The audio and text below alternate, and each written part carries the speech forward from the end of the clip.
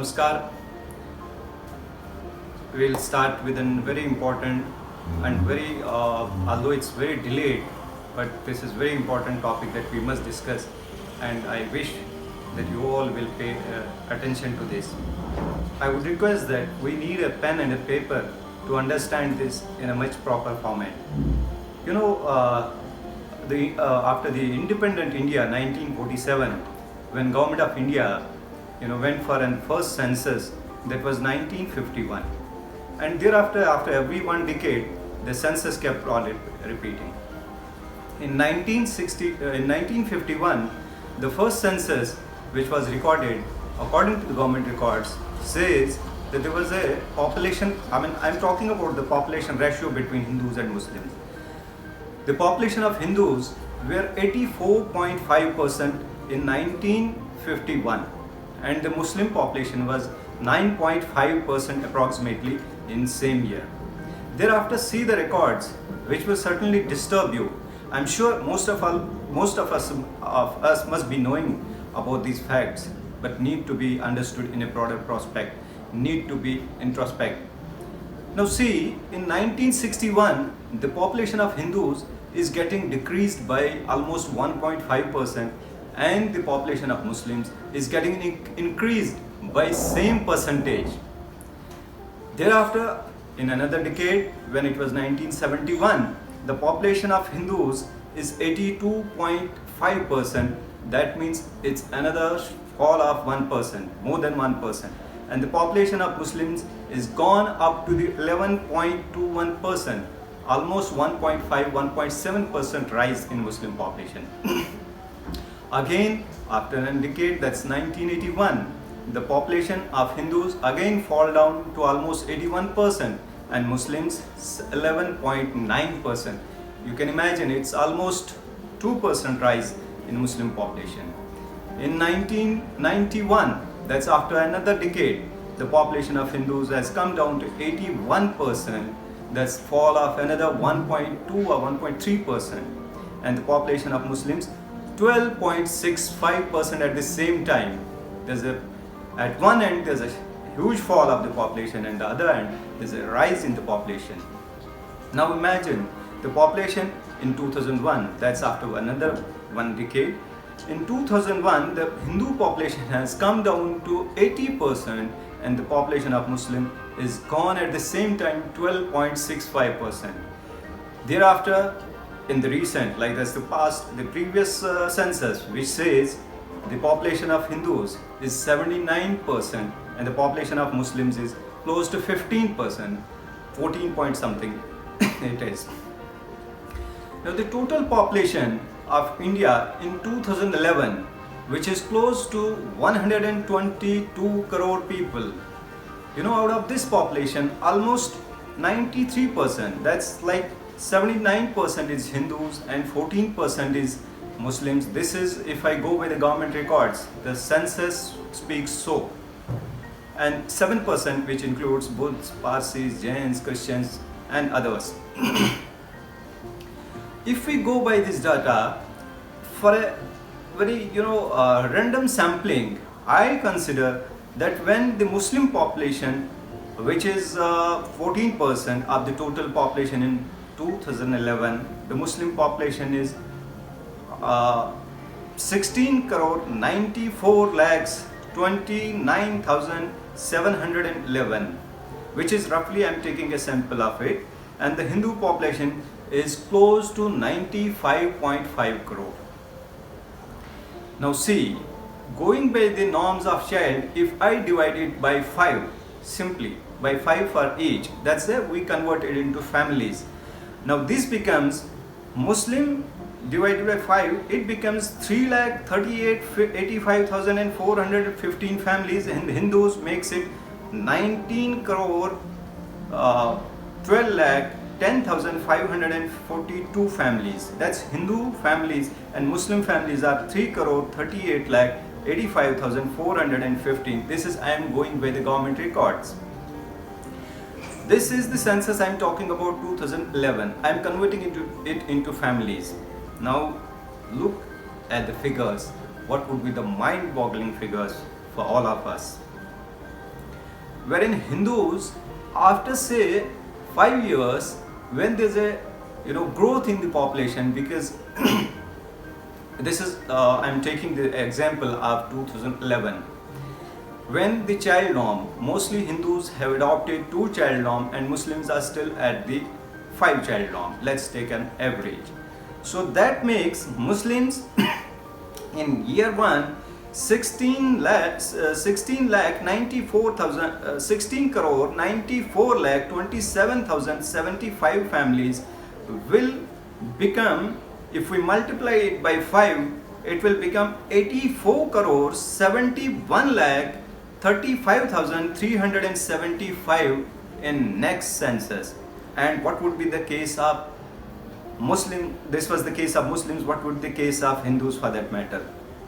Hindus, which is like from 19 crore families, it has gone down by multiplied by 2, it has gone to 38 lakh 24,000 to 38 crore 24 lakh 21,084, which you again multiplied by, you double the figure, you multiplied it by 2, that is 2 norm child. This figure will become 76 crore 48 lakh 42,168, and at the same time the Muslim population will go to 84 crore 71 lakh 35,375. That would be the fact after 2025. So you see the population ratio. At one end, the population is increasing like this, and the other end, population has a downfall drastically.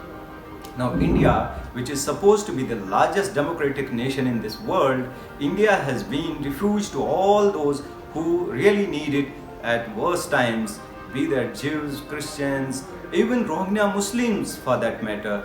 We have seen in recent past, in 1971, almost 10 million people, that's almost 1 crore people, refugees, came from East Pakistan to India, take the shelter. We still have huge camps. We have West Bengal, we have Tripura, we have even in Mumbai, Maharashtra, Delhi. The Chittaranjan Park is the biggest example in the capital of this state. We have everywhere, all across the country, those 1 crore people settle in India. So imagine how many people would have pushed them, how many, like the atrocities, we don't talk about the atrocities, we don't talk about the plight the people must have faced and even are going under. But I am saying, how many people would have pushed them to to displace the 1 crore people from a place? Those who are the inhabitants, those who've been living for generations in the East Pakistan. This is the case of 1971. I'm not talking about Khilji, or I'm not talking about Aurangzeb, Mughals. I'm talking about this generation. I'm talking about 1971. Thereafter, a small yet substantial 1990, 5 lakh people from Kashmir are being displaced. They are still refugees. They are still living in the displaced camps. And at the same time, now, if I say that it's like something what we call Darul Islam in making, I would not be wrong in saying so. You go to the extreme north, that's Kashmir of this country, of this today present India, you have atrocities on non-Muslims, you have huge, almost all the people being displaced from that place, and the entire Kashmir is as an Darul Islam as it is today.